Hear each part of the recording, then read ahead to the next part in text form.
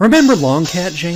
I remember Longcat. Fuck the picture on this page. I want to talk about Longcat. Memes were simpler back then in 2006. They stood for something. And that something was nothing. Memes just were. Longcat is long.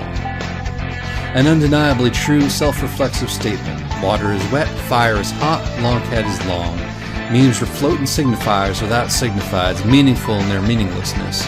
Nobody made memes, they just arose through spontaneous generation. Athena being birthed fully formed from her own skull. You could talk about them around the proverbial water cooler, taking comfort in their absurdity. Hey Johnston, have you seen the picture of that cat? They call it Longcat because it's long. Ha ha! Sounds like good fun, Stevenson. That reminds me, I need to show you this webpage I found the other day. It contains numerous animated dancing hamsters. It's called, you'll never believe this, Hamster Dance. And then Johnson and Stevenson went on to have a wonderful friendship based on the comfortable banality of self-evident digitized animals. But then 2007 came, and along with it came ICANN-Has, and everything was forever ruined. It was hubris, Jane. We did it to ourselves. The minute we added written language, it all went to shit. Suddenly, memes had an excess of information to be parsed. It wasn't just a picture of a cat, perhaps with a simple description appended to it. Now the cat spoke to us via a written caption on the picture itself. It referred to an item of food that existed in our world, but not in the world of the meme, rupturing the boundary between the two. The cat wanted something, which forced us to recognize that what it wanted was us, was our attention. We are the cheeseburger, Jane. And we always were. But by the time we realized this, it was too late. We were slaves to the very memes that we had created. We toiled to earn the privilege of being distracted by them. They fiddled while Rome burned, and we threw ourselves into the fire so that we might listen to the music. The memes had us. Or rather, they could has us. And it just got worse from there. Soon the cats had invisible bicycles and played keyboards. They gained complex identities, and so we hollowed out our own identities to accommodate them. We prayed to return to the simple days when we would admire a cat for its exceptional length alone. The days when the cat itself was the meme and not merely a vehicle for the complex mimetic text. And the fact that this text was so sparse, informal, and broken ironically made it even more demanding. The intentional grammatical and syntactical flaws drew attention to themselves, making the meme even more about the captioning words and less about the pictures. Words, words, words, words, words, words, stumbling through a crooked dead-end hallway of a mangled clause describing a simple feline sentiment was a torture that we inflicted on ourselves daily. Let's not forget where the word caption itself comes from. Capio, Latin for both I understand and I capture. We thought that by captioning the memes we were understanding them. Instead, our captions allowed them to capture us. The memes that had been a cure for our cultural ills were now the illness itself. It goes right back to Phaedrus, really. The Plato dialogue. You've read it, right? Back in the innocent days of 2006, we naively thought that the grapheme had subjugated the phoneme.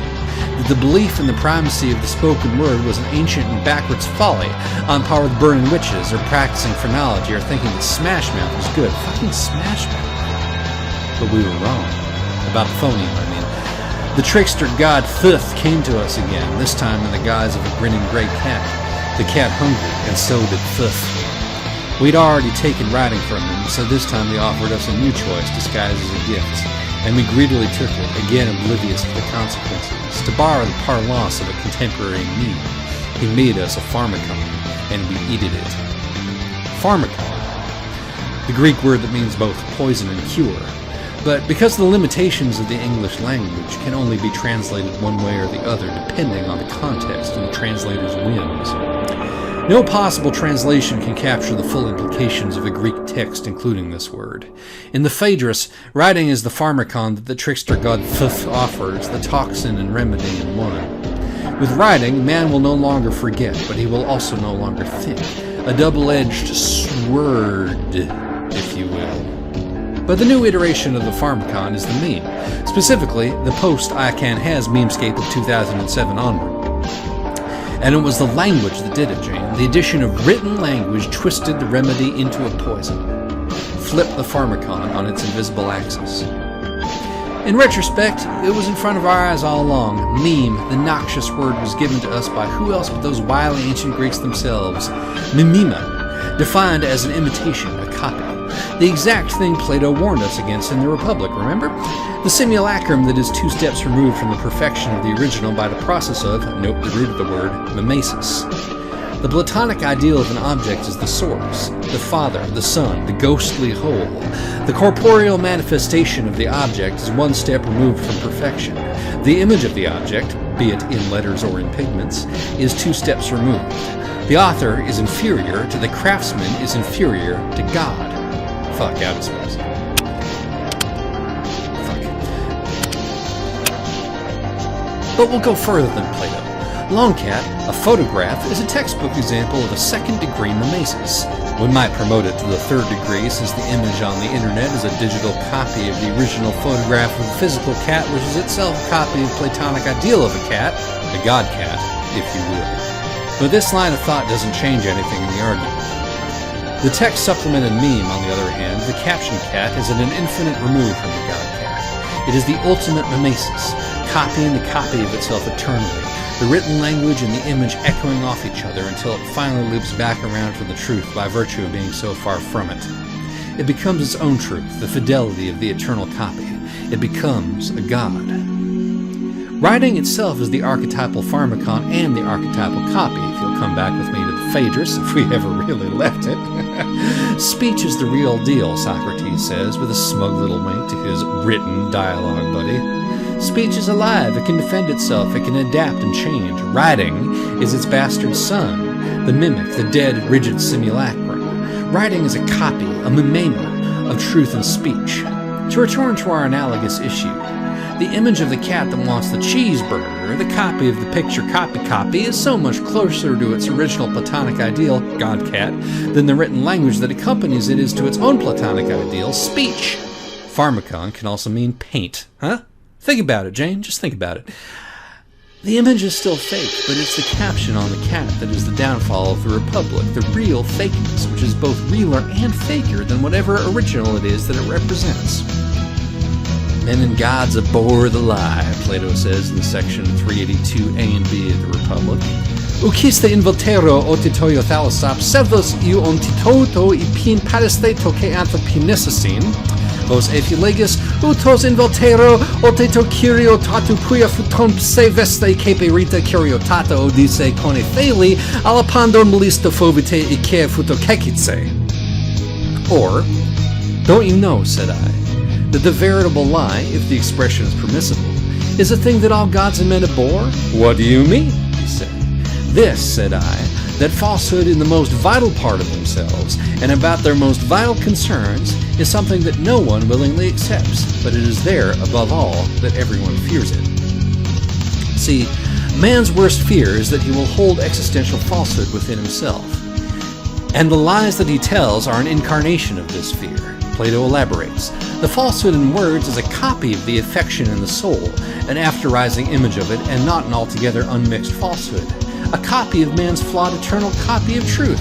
And what word does Plato use for copy in the sentence? That's fucking right. Mimema, mimesis, meme. The new meme is a lie, manifested in written words, reflecting the lack of truth, the emptiness within the very soul of a human. The meme is now not only an inferior copy, it is a deceptive copy.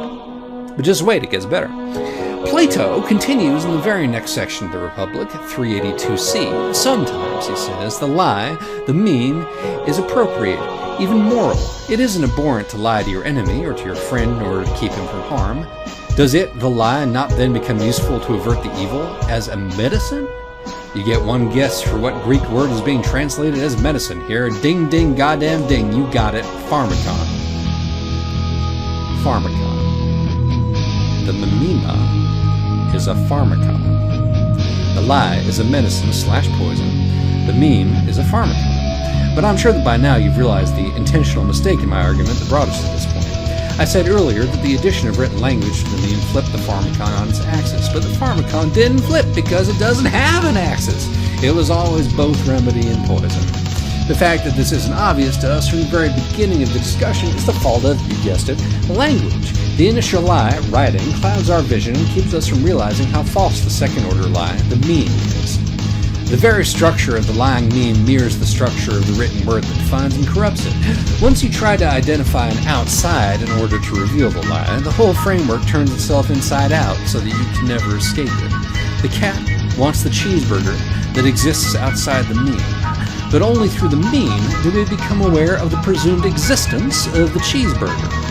We can't point out the absurdity of the world of the meme without also indicting our own world. We can't talk about language without language. We can't interpret memes without mimesis. Memes didn't change between 06 and 07. It was us who changed, or rather, our understanding of what we had always been changed. The lie became truth, the remedy became the poison, the outside became the inside, which is to say that the truth became lie, the pharmacon was always the remedy and the poison, and the inside retreated further inside. It all came full circle, but here's the secret, Jane. Language ruined the meme, yes, but language itself had already been ruined by that initial poisonous lying copy, writing, the first pharmacon, the first meme. Language didn't attack the meme in 2007 out of spite. It attacked it to get revenge. Longcat is long. Language is language. Pharmacon is pharmacon. The phoneme topples the grapheme. Witches ride through the night sky. Our skulls hide secret messages on their surfaces. Smash Mouth is good after all. Hey now, you're an all-star. Get your game on. Go play.